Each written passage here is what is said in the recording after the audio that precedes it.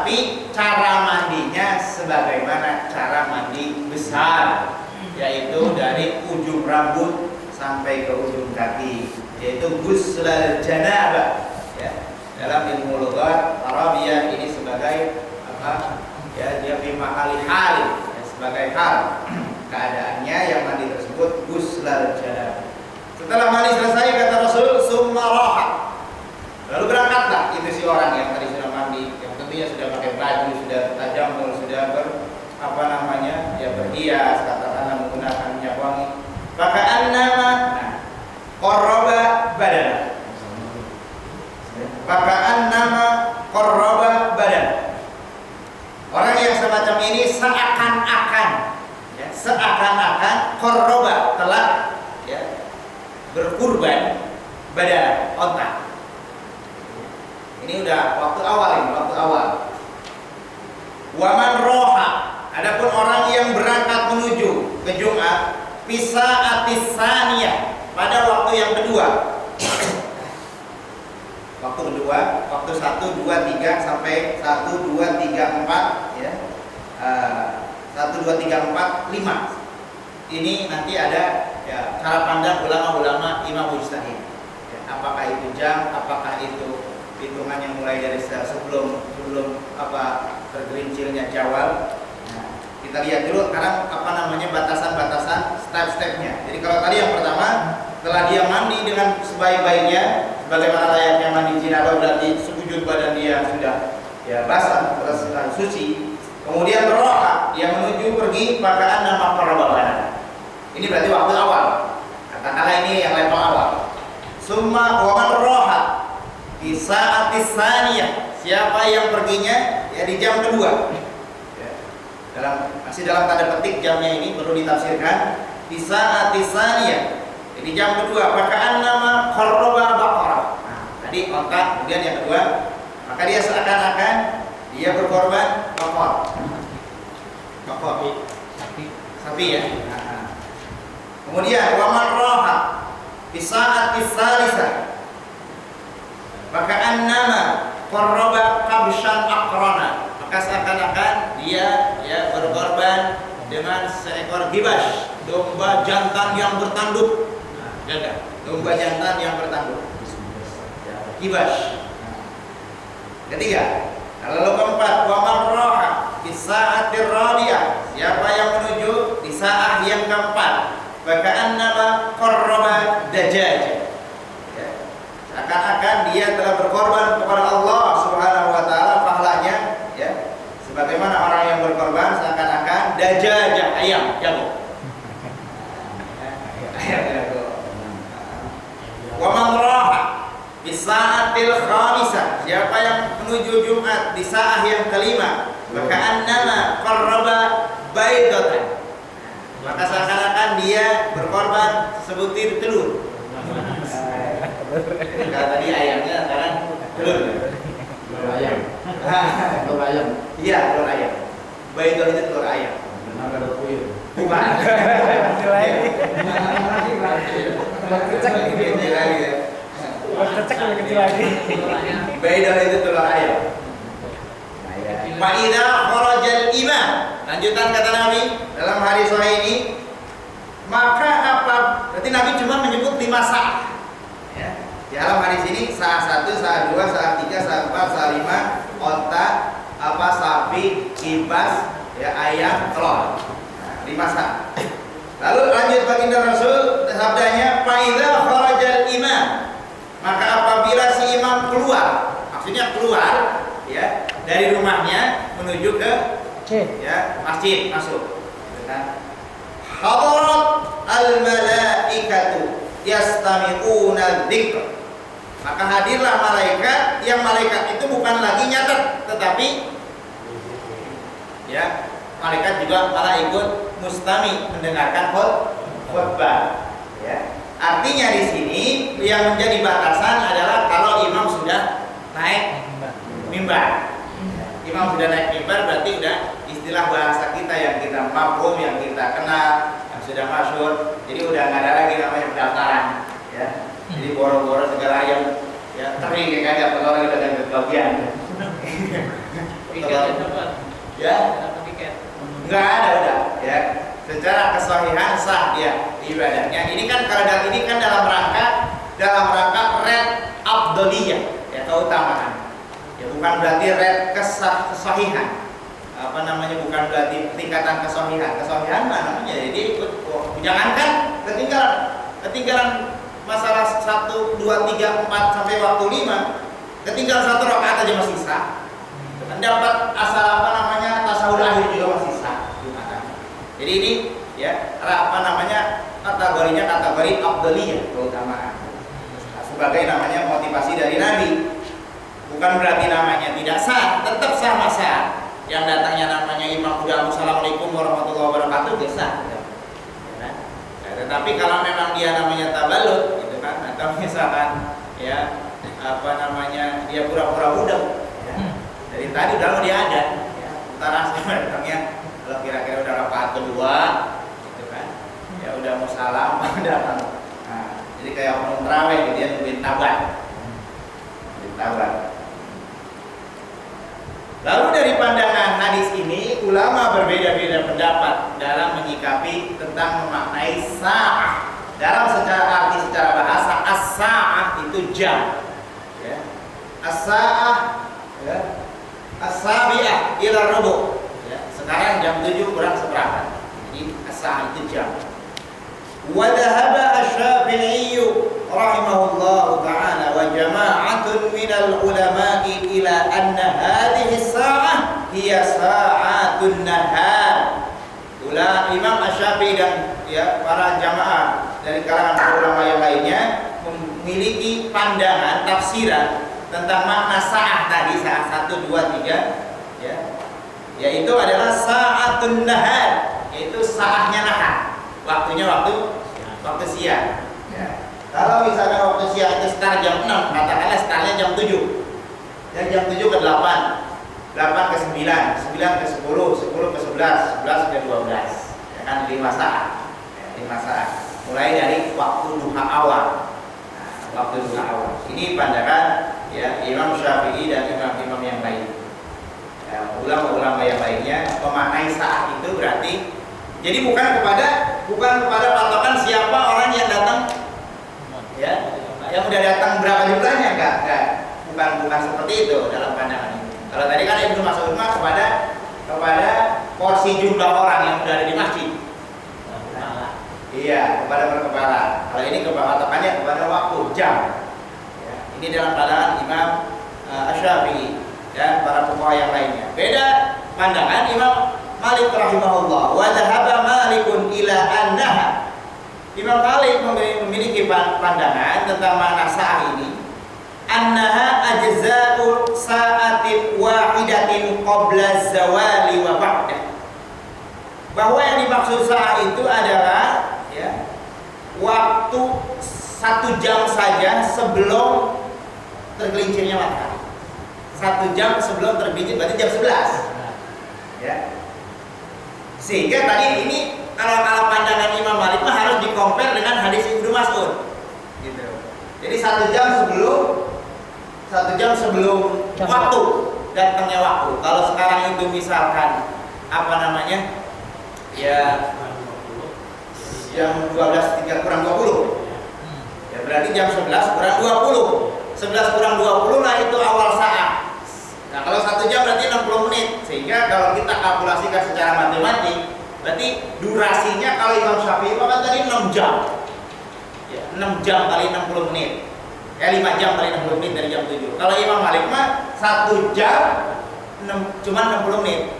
Ya. Jadi dibagi 10. Ya, durasinya, frekuensinya 10 menit pertama, 10 menit kedua, 10 menit ketiga, 10 menit keempat. Makanya yang mengklaim ada Maliki mah adalah ya mesti lama kan gitu ya.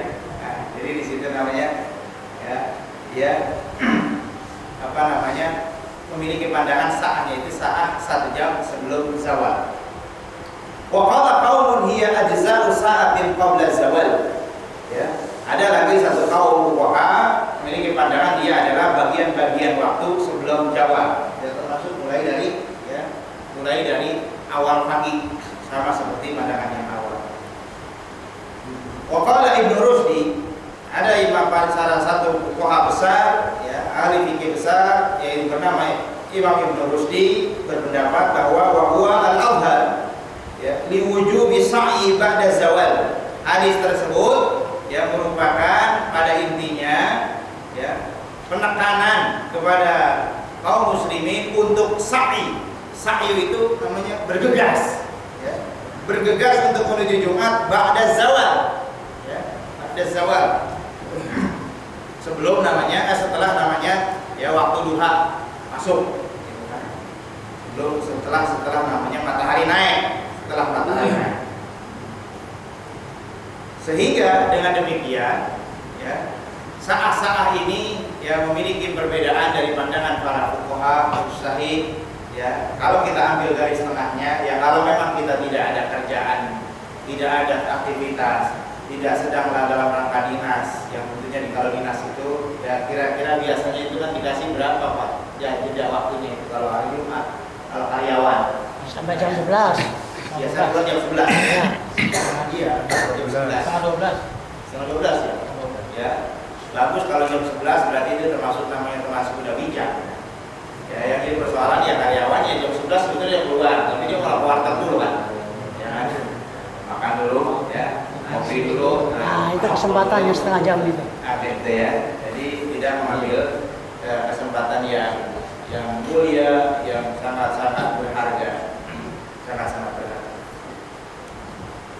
Nah, ini tentang at-tabyin, ya, ilal Jum'ah. Kemudian poin yang ke-7, masyru'iyatut tanaful qablah. Ya, hal-hal yang disyariatkan untuk melakukan amaliyah sunnah sebelum digelarnya sholat Jumat. Kalau tadi amalan yang dulu kita bahas itu, ya, amalan-amalan sunnah itu masih sifatnya domestik, di rumah. Di rumah berkaitan dengan badan, berkaitan dengan kesucian, berkaitan dengan pakaian, berkaitan dengan kebersihan. Kalau sekarang ini tanaful, ya, sudah masuk masyru'iyatut tanaful qabla. Yusannu tanaful qabla Jum'ah ma lam yakhruj al-imam. Disunnahkan tanaful, yang melakukan amaliyah sunnah sebelum digelarnya sholat Jumat, malam yakhruj al-imam, sebelum imam, ya, keluar, dalam artian sebelum imam naik mimbar, ya, dipahami sebelum imam naik mimbar. Fa yaqufu anhu ba'da khurujihi illa tahiyatul masjid. Maka dianggap cukup kalau namanya imam sudah siap, imam sudah naik mimbar, orang baru datang, ya, sebetulnya itu tetap mendapat kesempatan amaliyah sunnah. Walaupun dia misalkan datangnya imam sudah khutbah, ya, silahkan dapat fayaqufu anhu, ya, illa tahiyatul masjid, yaitu menunaikan sholat tahiyatul masjid. Ya, cuma jangan dilama-lamain. Ya, tahiyatul masjid namanya, ya, sesingkat-singkatnya, ya, ya, yang sesimpel-simpelnya. Karena itu penghormatan kepada masjid. Fa innaha tusalla asna al-khutbah, dan dia melakukannya, ya, di tengah-tengah saat khutbah itu disampaikan. Ma tahbibiha, tapi harus dilakukan dengan ringan saja, ya, salat tahiyatul masjidnya ini. Ila idza dakhala fi awakhir khutbah, tetapi apabila kalau orang yang masbuknya itu khutbahnya itu sudah khutbah kedua, bihaitsu dhaqa anha, ya, yang besar kemungkinan bahwa sempit bagi dia untuk melakukan, ya, salat tahiyat masjid, ya, bihaitsu dhaqa anha al-waqtu fa inna ala salat. Dia sudah nggak dapat kesempatan untuk ya, tahiyatul masjid lagi. Karena tahiyatul masjid juga dilihat dari sifatnya. Ya, amin lagi, Allahumma qbilil mu'minina wal mu'minat. Nah, ini orang yang gak ngaji kan begitu. Ya kan, cuek kan. Gak ada pahalanya itu, biar kata khusyuk kan. Gak ada pahalanya. Ya, kan ibadah kalau pakai ilmu kan begitu. Allah. Wal muslimina wal muslimat, apa aja al-ahya'i minhum wal amwat. Ya, yang begini yang disebut namanya mardudul atau balul bila ilmi. Jadi kalau jadi patokannya kalau sudah khutbah kedua mah udahlah, ya. Karena itu memang udah kesalahan dia, udah melambat, segala maksa pengen dapat jatah bonus, pahala sudah juga, ya. udah melambat. Dulu lagi rusak pemandangan, ya kan? Rusak pemandangan lah, ya kan? Udah gitu namanya kalau memang datangnya belakangan ya belakangan, di belakang. Gitu. Kecuali kalau memang di luar bagian, ya, makanya itu nanti setelah ini ada namanya ya apa itu ya takhati ariqah, ya orang-orang ya melangkah-langkahi apa namanya budak-budak ya Sahabat kaum Nabi. muslimin yang sudah ada di shop-shop yang sudah tersedia ya. Sehingga harus konsekuensi juga sih memang kita ya biar kagak dilangkahin atau biar benar ya kan? Biar kagak dilangkahin ya biar benar apa namanya yang isi shopnya sisanya masuk juga namanya yang di depan-depan ini sebagai etika keadaban ya apalagi Jumat ya kan?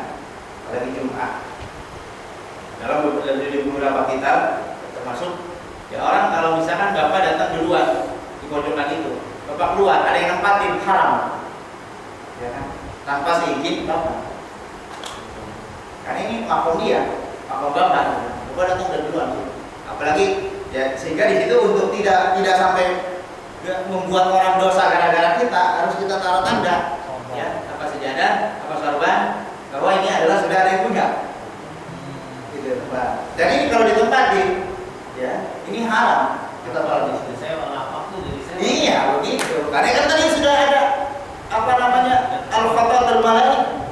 Ya udah ada lisensi malaikat di sini. Masa malaikat di-pack dulu. Gitu ya. Ya. Udah ada lisensi malaikat. Jadi kita harus kasih tanda. Kita sudah ada di depan. Nah taruh sini. Ya ada yang nempatin udah ketahuan dia akan nempatin. Ya dan itu haram hukumnya. Padahal walaupun masjid. Jadi yang disebut sholatnya sah tapi haram. Gitu. Sah tapi haram bagaimana? Ya, saya kasih contoh. Istri bapak kalau bergaul boleh nggak? Istri sah kita, sah kan? Kita gaul. Tapi haram bisa mah. Iya. Tapi sholat, tapi dosa. Nah, ya, seperti itu. Jadi itu namanya termasuk taqatir riqab. Jadi hak kita itu di depan kalau kita sudah datang dulu nggak boleh dirampas. Ya. Nah, terus lagi dalam diantara etika-etikanya berkaitan dengan ini, ya harus tahu diri buat orang-orang yang memang dalam kondisi namanya. Memang kalau memang mau buru-buru ya jangan ambil depan ini, jangan ambil di belakang imam, gitu kan. Kalau nanti ada sistem namanya taqatir riqab terbalik, gitu kan, taqatir riqab terbalik dalam artian baik datangnya maupun pulangnya. Jadi ini mah datang belakangan, datang belakangan, pengen paling depan, pulang paling dulu, kan ya. Ini jadi masalah juga. Sehingga namanya taqatir riqab ini memang betul-betul ya harus kondisional juga, ya. Maka yusannu at-tanaful ini ya diisi dengan yang qiraatil Quran, di sholati ala Nabi sallallahu alaihi wasallam, di tahiyatul masjid, ya, kita datang dengan tahiyatul masjid. Ya, termasuk apalagi ada ulama ya yang menambahkan dengan tambahan sholat apa namanya itu sholat sunnah al-i'tikaf ya sholat sunnah i'tikaf itu sebagai satu istihad intinya sholat sunnah sama sebetulnya setelah kita namanya duduk tahiyatul masjid terus kita niat i'tikaf walaupun cuma 1 jam itu sudah dapat kita niat i'tikaf karena i'tikaf itu walau saat ya, walaupun beberapa saat kita sudah i'tikaf dan dengan diniatkan. Kemudian taqatti ar-riqab.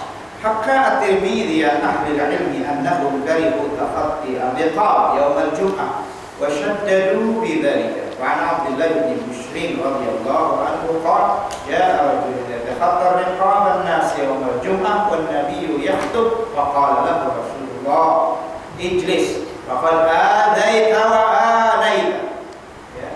Ada satu kejadian tentang taqatir riqab. Taqatir riqab ini maksudnya yang melangkah-langkah. Nabi lagi khutbah, menyampaikan khutbah pada saat itu tentang Jumat. Kemudian datang si jamaah masbuk. Ya, artinya masbuk dalam artian dia datang khutbah, imam sudah khutbah kan. Itu dari luar, ayo ternyata ditegur oleh Nabi. Ditegur oleh Nabi, duduk kamu. Ya. Kamu karena melakukan begini terus menyakiti saudara-saudara yang lain yang sudah pada tujuan. Harusnya udah belakang mau kemana sih? Jadi dari situlah sehingga kurihu dimakruhkan. Sebagian ada yang sampai makruhnya makruh ya, makruh tahrim, haramkan. Dalam artian diharamkan ini ya pokoknya bukan berarti haram, itu ada level dalam usul fiqh, bukan berarti haram yang sama seperti haram makan minuman keras atau makan hal-hal daging babi ya, keharaman dalam fil ibadah. Jadi ada haramun fil ghairil ibadah, ada haramun fil ibadah ya, haram dalam hal ibadah. Di dalam ibadah itu ada keharaman ya, kita kenal mungkin haram itu makan babi ya, kemudian makan bangkai, makan minuman keras, jelas kan? Itu mah haramun muta'allaqun bidzati syai'. Ya, haram yang berkaitan dengan zatnya sesuatu yang memang diharamkan oleh Allah dan oleh Islam. Ini ada haraman dalam ibadah. Ya. Termasuk namanya ya, kita baca Al-Qur'an ya, tadarusan ya, di rumah ya, pakai speaker, tetangga kita lagi sakit, ya, kita tadarusan. Ya, itu haram. Ya. Walaupun dia membaca Al-Quran gitu. Jadi la sawal balad, tidak ada pahalanya. Jika keharaman efek atau dampak daripada keharaman dari dalam ibadah tersebut adalah ya, sehingga la sawal balad, tidak berpahala walaupun dia sah masah tapi tidak ada pahalanya. Sah masah tapi nggak ada pahalanya, nggak ada nilainya. Cuma sebatas itu yang disebut sebatas gugur kewajiban. Ya, kalau gugur doang agak dapat rencana apa-apa. Itu kan sakit bukan, ya, sakit juga kagak. Kemudian yang berikutnya yang ke-8 adalah poin yang ke-8, tahawulu man ghalabahun nu'as an makanihi. Bergesernya dianjurkan bergeser bagi orang yang ya apa itu namanya? Ghalabahun nu'as, sangat-sangat sekali ngantuk, diserang ngantuk. Ya, dianjurkan supaya bergeser tempat. Yundabu liman bil masjid ayat tahawwala an makanihi ila makanin akhar idza ghalabahul nu'as. Li'anna al-harakata qad talhabu bin nu'as wa takunu ba'ifan 'ala al-yaqdah wa yastawi bi dhalika yawmul jum'ah wa ghairihi. Ya. Fani bi Umar an-Nabi sallallahu alaihi wasallam qala idza na'asa 'alukum wa huwa bil masjid falyatahawwal bil majlisi dzalika ila ghairihi. Ternyata ya, resep dari Nabi kalau kita keluar makan mantuk itu ya, suruh pindah tempat ya, tahawul. Sehingga pindah tahawulnya ini kalau memang memungkinkan juga ya, kalau memang memungkinkan, karena ya dengan bergerak ngantuk itu akan hilang. Ketika seorang namanya ghalabahun nu'as sangat sekali hilang ya rasa ngantuk yang sangat luar biasa ya. Sehingga dengan berpindah bergerak dia diharapkan supaya akan hilang. Ini cuma anjuran kalaupun memang memungkinkan ya, kalau memang memungkinkan. Ada ulama yang tafsirkan perpindahannya ini ternyata bukan cuma pindah doang, tetapi langsung menuju ya kepada tempat wudu. Jadi dia keluar sejenak untuk berwudu, ya, kemudian dia masuk lagi, otomatis kan jadi pindah. Ya, karena kita apalagi kalau kayak di tanah haram Pak Haji ya, boro-boro namanya kagak ngantuk, ya, batal aja.